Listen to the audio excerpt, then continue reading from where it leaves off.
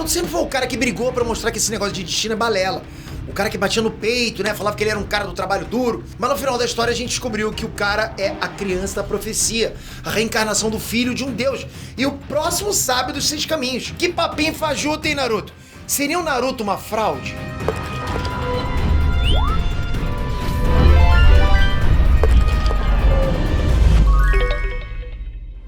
Hey, Nerd Trunks, Peter aqui! Se você tem alguma rede social, você já deve ter visto alguma postagem aí, brincando, né, sobre o fato do Naruto ter enchido o saco do Neji, dizendo que não existe destino, escambau, esse tipo de coisa, quando na verdade tudo em torno do Naruto é relacionado a predestinação. É que nem eu falei pra vocês, ele é a criança da profecia, a reencarnação do filho do sábio dos 6 caminhos. E além de tudo, ele ainda é filho do 4º Hokage. Como assim não existe destino, Naruto? Pô, o Neji, né, que Deus o tenha, deve estar se sentindo enganado lá no mundo dos mortos. Mas será que é isso mesmo? Faz sentido esse tipo de comentário? O Kishimoto perdeu a essência que ele tinha dado pro Naruto lá no clássico? Você não vai deixar o like? São muitas perguntas, mas essa última é muito importante. Pode deixar. E o seguinte, ano passado vocês deram pra esse canal 3 prêmios IBEST. Os 3 que a gente disputou, a gente ganhou. Inclusive, o Top Creator do ano, que a gente tava disputando contra o Felipe Neto. Eu não acreditei. Vocês deram esse presente pro canal. Esse ano, a gente tá disputando 6 ou 7, eu não lembro agora. Tá aqui embaixo os links. E 3 ou 4 também contra gente grande, incluindo o Felipe Neto. A gente tá disputando Fandom Brasil. Maior Fandom.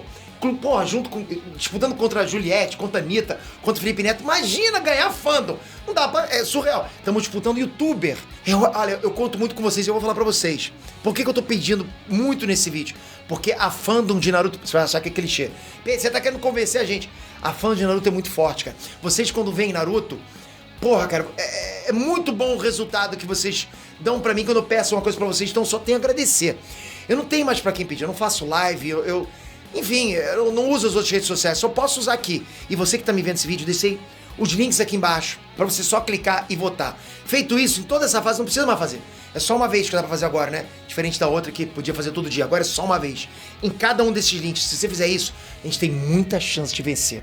E vencer gente grande. Galera, ó, como é que eu fico? Fico até arrepiado, fico até emocionado, porque se eu ganhar isso dessa vez, pô, eu vou pirar, vou surtar muito.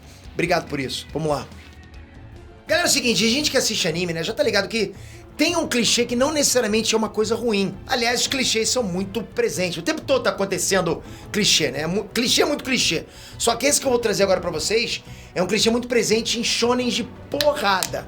É o clichê do protagonista ser o escolhido. Aquele que tá predestinado a salvar o mundo e coisa e tal, esse tipo de coisa. Esse é um arquétipo muito normal em muitas obras. E só de eu ter falado aqui, você já deve ter lembrado de uns 3. Os 3 animes. Oh, ele é o escolhido e tal, né? É aquele personagem que tá destinado a ser especial, diferente. E de novo, esse clichê não é necessariamente ruim. Eu gosto de clichê. Porra, se não gostasse de clichê, eu não gostava de Chapolin e Chaves, né? Então ótimas obras usam esse clichê e tá de boa, é divertido. Só que o problema seria, pra Naruto especificamente, seguir esse clichê. O Kishimoto, ele construiu um terreno onde seguir esse clichê traria uma incoerência muito grande pra obra. E esse terreno ele construiu lá no clássico, de um jeito que todo mundo gostou. Pra mim, a ideia mais marcante do clássico é essa frase, abre aspas. Com trabalho duro, até um perdedor pode superar um gênio natural. E essa frase a gente consegue aplicar em muitos casos, como Naruto e o Sasuke. No clássico, a gente sabia que de um lado tinha o Sasuke, um moleque de um clã mega especial que dava pra ele poderes únicos e tais, né, como por exemplo o Sharingan. Do outro lado, a gente tinha o Naruto, que era um ninguém, não tinha família, não tinha técnicas únicas, tipo, não era diferente. Aliás, era, mas diferente por ruim, né? Ele só tinha lá uma raposona bolada na barriga, mas no começo aquilo não era tão importante, foi até ruim pra ele. O Sasuke era claramente o gênio natural que, apesar de realmente ser esforçado, treinador, que a gente sabe que ele era assim, nem se comparava ao Naruto nessa questão, entende? De esforço, de trabalho duro. Pro Naruto conseguir se comparar ao Sasuke, ele tinha que se esforçar 10 vezes mais do que ele. Outro exemplo, Neji e Rock Lee. E esse eu acho que é ainda mais claro pra gente. O Neji, ele é da parte secundária, né? Da família do Hyuga, classe B da família do Hyuga. Então ele herdou os poderes do clã. Um autocontrole de chakra lá, um olho boladão, né? Um olho bonito pra caramba, boladão, que é o Byakugan. Por ele ser um membro da família secundária do Hyuga, ele teve que se esforçar bastante pra se destacar. Mas nem se compara com tanto que o Rock Lee ralou. Dá pra comparar de esforço? O Rock Lee ralou muito mais. Galera, eu tava falando com vocês que o Naruto era um ninguém até agora há pouco, né? Mas eu li. E o Rock Lee, pior ainda. O Rock Lee não era de família nenhuma, não tinha parentes importantes, a única coisa que ele tinha era sobrancelhas grossas lá e tinha um sonho. Ele não conseguia manipular chakra, ele não tinha superpoder, ele não era meta-humano, entende? Entre aspas. Ele não conseguia manipular chakra pra fazer ninjutsu, ele não conseguia fazer nem genjutsu. Então ele focou todo o estilo de luta dele em taijutsu e virou um mestre nisso. Praticamente o taijutsu dele deu pra ele superpoder. Ele virou um meta-humano por isso, né? Um meta-humano entre aspas, a gente sabe que ele não tem poder. E de novo, o Neji se esforçava.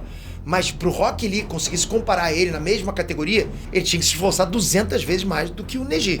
Pensa nisso tudo como uma corrida, ok? Tipo, você tem lá o Neji e o Sasuke na corrida, já começando 30 metros faltando pro destino lá, sabe? Justamente por terem vantagem natural. E aí você bota o Naruto e o Rock Lee, pô, começa a corrida com 100 metros de distância do destino. Então, você entende? Os dois já estão na frente. Vão ter que se esforçar pouco pra vencer.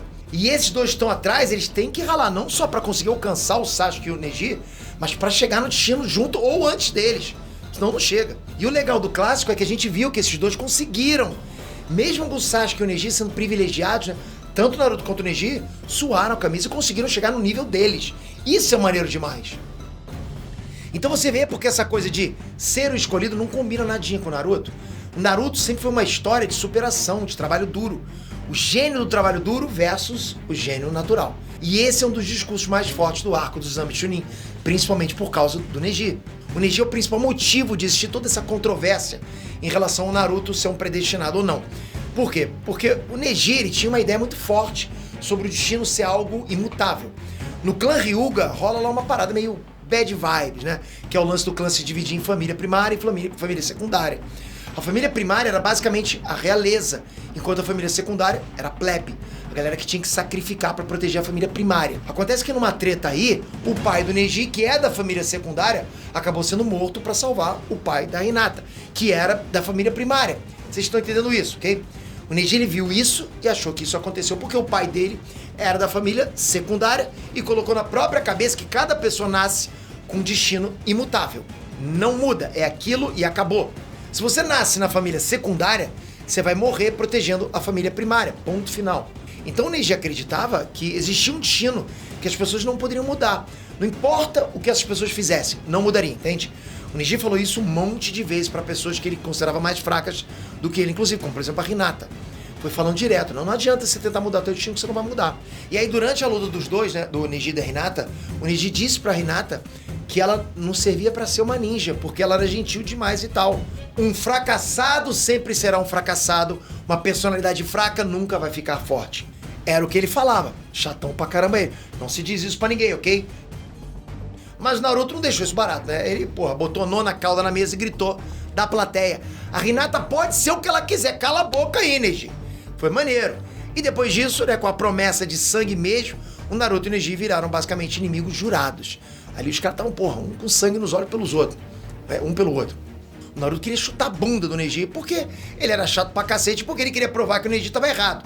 Ele queria provar que um fracassado não vai necessariamente ser um fracassado pra sempre. E um negócio legal sobre as lutas em animes é que a luta nunca é sobre dedo na cara, não é isso. É porrada no nariz, chute nas regiões baixas, não é isso. Quando um personagem enfrenta o outro no anime, tipo, eles estão fazendo acima de tudo um combate de ideias ali, de propósitos, sabe, de objetivos. E com o Naruto e o Neji não foi diferente. Basicamente, quem vencesse a luta ia se provar como correto naquele papo deles ali. Se o Neji ganhasse, então a mensagem que o Kishimoto iria passar ali é que um perdedor é sempre ser um perdedor, que o destino realmente é imutável, entende? Se o Naruto vencesse, a mensagem seria que não é bem assim, que isso é tudo balela. Destino é balela. E bem, Naruto venceu. Por isso que pegam tanto no pé dele sobre esse papo dele ser a criança da profecia, né? O escolhido, o destinado. Porque ele encheu a placa do Neji de porrada, justamente tentando provar que destino não existe. Pera, tá certo isso? Pelo que eu acompanho pela internet, a maior parte da implicância em cima do Naruto em relação a esse negócio de destino é que a galera fala que o Naruto queria provar pro Neji que esse negócio de destino não existe. Mas galera, a verdade não é bem essa não, vamos lá. É que nem eu disse, o Neji ele tinha essa ideia chatona na cabeça de que uma pessoa não poderia mudar o que ela nasceu pra ser, tipo, imutável. Então se você nasceu como um perdedor, vai sempre ser um perdedor, não importa o que você faça. E durante toda a luta dos dois, o Naruto bateu toda hora na tecla de que aquilo não fazia sentido e tava ali pra provar que o Neji tava errado. Só pode mudar sim. Ele mesmo fala, eu vou provar pra você chutando a tua bunda. Mas o negócio é que o Naruto nunca tentou provar que o destino não existe. Toda a treta do Naruto com o Neji era porque o Neji ficou falando coisas sobre Hinata nunca poder mudar, ou então coisas como só pessoas destinadas podem ser Hokage. O que o Naruto estava defendendo ali naquela luta era a ideia de que se você se esforçar, você pode mudar o seu destino sim. Então não era um cala-boca Neji chatão, não. Pô, destino não existe, não é isso. Era, na verdade, um cala-boca Neji chatão. Pode até existir um destino, mas eu vou me conformar com ele e eu vou me esforçar pra fazer diferente. Tem diferença aí. Ele mesmo fala, olha, eu não sei nada sobre o que rolou entre vocês de Hyuga, mas se você acha que o destino é inescapável, tá beleza. Então pode parar de lutar aqui, porque quando eu me tornar o Hokage, eu vou mudar o destino dos Hyuga. O Naruto, durante a luta, ele aceita a ideia do Neji de que ele é um perdedor. Tanto que durante a luta ele fica repetindo, então eu sou um mau perdedor. Porque assim como um mau perdedor, ele não vai aceitar, ele vai bater o pé e se esforçar pra mudar o que tá todo mundo dizendo. Tanto que no final da luta, com o Neji já derrotado, o Naruto lança um: se um fracassado como eu pode mudar o seu destino, então um gênio como você também pode. Então toda a luta do Naruto é pra provar que destino existe. Mas se tu ralar, você pode mudar esse destino. E pelo menos pra mim, isso é totalmente coerente com toda a trajetória do Naruto. Esse lance de mudar o destino. O Naruto é a reencarnação do Asura Tsutsuki, é o filho do sábio dos 6 caminhos. Mas ele não é a primeira reencarnação. Antes dele tinha lá o Hashirama, e antes do Hashirama tem várias gerações de outras pessoas que também herdaram o destino do Asura. E qual destino era esse? Lutar contra a reencarnação de Indra, o irmão do Asura, e matar ele. Toda geração de reencarnações foi a mesma coisa. Os dois saíam no soco e um morria. Sempre foi assim. E daí tudo começava de novo na geração seguinte. Era meio que um ciclo, né? Então esses irmãos estavam destinados a morrer lutando um contra o outro e continuar fazendo isso pra sempre. Até o Naruto. O Naruto também carregava esse destino, entende? Só que ele fez diferente. O Naruto, ele lutou por anos pra livrar o Sasuke da escuridão. Ele lutou muito mesmo, foi luta de verdade. Foi guerreiro. Mas o Naruto conseguiu fazer uma coisa que nenhuma outra reencarnação fez. Ele quebrou o ciclo de lutas entre as reencarnações de Indra e Asura. O Naruto conseguiu trazer Indra pro lado da luz pela primeira vez em milênios sem ter que matar ele. Agora, a próxima geração que vier depois, né, do Naruto e do Sasuke morrerem, não vai ter um Indra e Asura se pegando na porrada, porque o Naruto mudou o próprio destino e acabou com isso. Acabou com esse loop. No final das contas, o Naruto seguiu exatamente o que ele falou pro Neji. O destino tá aí, mas eu não tô satisfeito com o meu e eu vou mudar ele. Ah, Peter, mas ele é a criança das profecias. Sim, o mestre dos sábios, o Gamamaru, ele teve uma visão de que um aluno do Jiraiya era a criança da profecia, que no caso é o Naruto. Isso é verdade. Mas eu tenho 2 pontos sobre isso. Primeiro, pra mim, o Naruto sendo isso ou não muda nada desse conceito. Porque a profecia do sapo ancião era de que esse aluno do Jiraiya iria destruir ou salvar o mundo. Então o Naruto poderia ser um destruidor desse mundo. E realmente, se você olhar pra infância dele, o Naruto tinha todos os motivos pra se virar pro mal, né? E sair quebrando tudo, sair aloprando. Mas ele escolheu, ele optou por seguir o caminho pelo bem, o caminho do bem. Ele moldou o próprio destino. E outra, uma profecia nada mais é do que uma previsão do futuro. O Gamamaru sonhou com o futuro. E não é porque o Sapão sonhou com isso que aquilo iria acontecer. Mas sim que pelo Naruto salvar o mundo no futuro, o Gamamaru sonhou com isso. Ele previu o futuro, pô. Claro, assim, ao longo da vida o Naruto teve muita coisa que facilitou pra caramba. O poder da raposona, as reservas imensas de chakra do clã Uzumaki. Mas a gente tem que pensar que ele teve mais dificuldade do que facilidade, ok? Apesar de ter aqui Ubi, ele passou a maior parte da história sem saber como acessar esse poder. E aí, quando ele descobriu, ele literalmente teve que sair na mão com a raposona lá pra usar o poder dela. Então ele ralou pra caramba pra conseguir esse poder. Não só o poder, mas também a cooperação do Kurama. Tudo isso entra na conta do Naruto. Porque o Raposão decidiu ajudar, porque ele viu justamente o esforço do Naruto pra mudar o mundo. Esse ímpeto dele, né, de nunca desistir. Então tá longe de ser algo que ele ganhou de mão beijada. A gente sabe disso. E apesar dele ter o chakra dos Uzumaki, ele passou muito tempo sem saber como usar esse chakra. Ele era o pior aluno da Academia Ninja. Aí depois disso, tanto o Kakashi quanto aquele Ebisu lá falaram várias vezes que o controle do chakra do Naruto era horrível. E o fato do Naruto ser filho do 4 Hokage nunca ajudou ele em absolutamente nada. Que nada. Não é porque o Minato era casca grossa que o Naruto necessariamente iria ser. Principalmente porque o Naruto nem chegou a conhecer o próprio pai até os 16 anos. Uma fala do Hagoromo deixa esse papo muito claro. Abre aspas. Não importa o quão excepcionais os pais sejam, o filho não necessariamente herdará todo o potencial deles. Acredito que você saiba o que é isso, já que ocorreu o mesmo com você, não é, Naruto? Diferente dos seus predecessores, você tem essa pitada de estupidez, e acredito que isso abriu portas para distintas possibilidades. E fecha aspas. E para finalizar, outra fala do Hagoromo que fortalece esse ponto. O passado não existe para nos lembrar que o futuro não pode ser mudado. O passado existe para nos mostrar que o futuro pode ser. Você acha que o Naruto é uma farsa? Já vai comentando aqui embaixo. Não esquece, deixei os links aqui pra você votar pra gente no Ibet. Começou agora a votação. Você pode botar a gente lá no topo. Que até agora eu não tinha pedido nenhum voto. Essa foi a primeira vez que eu pedi voto. Então, agradeço demais você que vai começar a dar os primeiros votos aqui embaixo. Obrigado, galera.